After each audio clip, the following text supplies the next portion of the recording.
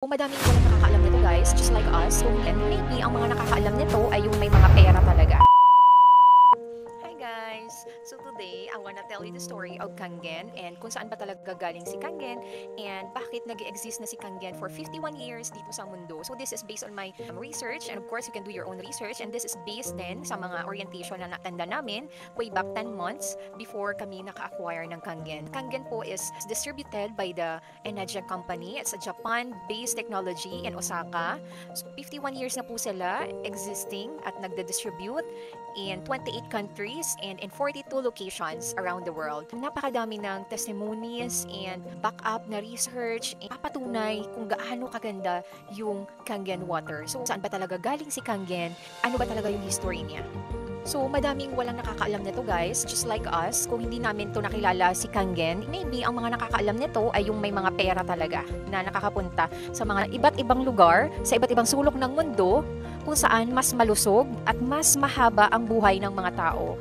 Like sa Lourdes, France, sa Tlacote, Mexico, sa Nordwa, Germany, sa Haslan, Pakistan. So sa mga lugar na to guys is may tinatawag silang miracle water. So miracle means himala, mahiwagang tubig. So dinadayo ito ng mga tao na galing pa sa iba't ibang sulok ng mundo.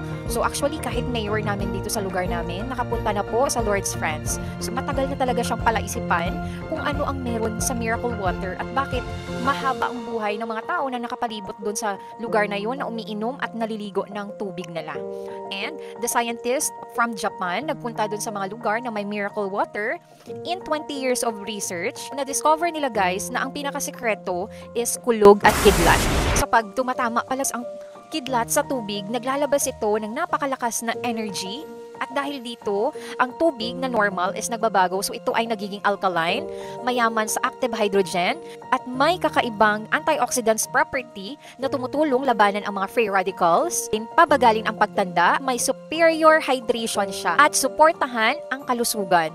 Pero ang problema, hindi lahat po pwedeng magbiyahe papunta sa mga lugar na may miracle water. So ang mga scientists from Japan, naisipan nila na paano kung magagawa nila na matularan ang himalang ito.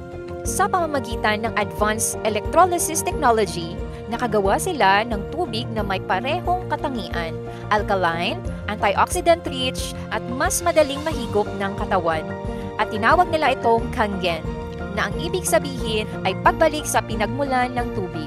So, ang pinaka-rason pala guys kung bakit may Kangen is nireplicate pala ng mga Japanese scientists yung miracle water na mayroon sa iba't ibang sulok ng mundo. Gusto nila na maibalik ang pinagmulan ng tubig. Diba dati guys, kung naaalala ninyo, nung healthy pa yung tubig natin mismo, kahit ako, naka-experience ako na safe pang uminom sa ulan, safe pang uminom sa sapa, safe pang uminom sa bomba, safe pang uminom sa mga balon. Pero mga time na yun, healthy pa yung tao. Yung lolo ko nga, umabot pa ng 80 plus. Diba? Ang healthy pa ng tao. Pero ngayon, hindi na talaga safe kasi mayroon ng palikuran sa mga bahay-bahay kung saan, pati pa yung mga chemical na nilalagay sa tanim. Diba? Hindi na talaga safe i-consume yung mga tubig naturally na nandyan lang sa paligid natin. And God is so good and thank you sa mga Japan scientists kasi meron na tayong Kangen machine na nagbabalik ng pinagmulan ng tubig. It's like yung tubig na iniinom mo guys kapag may Kangen machine ka is parang namumuhay ka lang dati sa fresh, healthy, and safe na tubig. Yun, araw-araw yung iniinom mo kapag meron kang Kangen machine.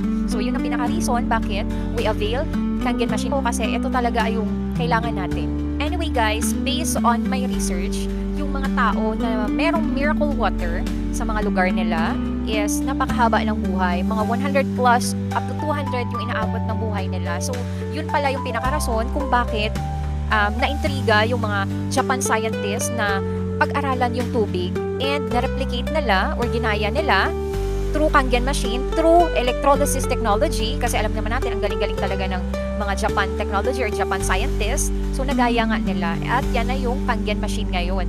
So, anyways, I'm a distributor of Kangen machines. And kung gusto ninyo na magkaroon ng Kangen machine, I can assist you. Kahit nasaan ka pa around the world, I can assist you para maka-acquire ka na din, magkaroon ka na din ng Kangen machine sa sarili mong lababo. As long as meron kang faucet, pwedeng-pwede kang ma-installa ng Kangen machine. So, i-message mo na ako para magkaroon ka na din ng miracle water sa sarili mong lababo at maiinom mo yung miracle water na yun araw-araw.